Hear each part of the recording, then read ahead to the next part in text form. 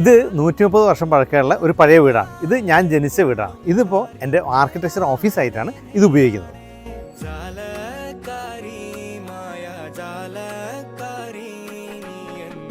ഇത് നമ്മൾ ഓഫീസിൽ കയറുമ്പോൾ തന്നെ അകത്ത് കാണുന്ന സീറ്റിംഗ് സ്പേസ് ആണ്. ആ സ്പേസിൻ്റെ പുറകിലായിട്ട് ഒരു ഫേക്ക് കോട്ടയാട് ഉണ്ട്.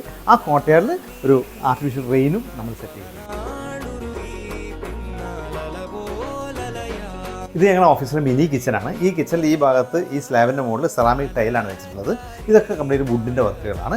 ഈ ഭാഗത്ത് കംപ്ലീറ്റ് ഒരു മുഗൾ പാറ്റേണിലുള്ള ഗോൾഡ് തീമിലുള്ള ഒരു ഫെറോ സിമെൻറ്റ് വർക്കാണ് ചെയ്തിട്ടുള്ളത്.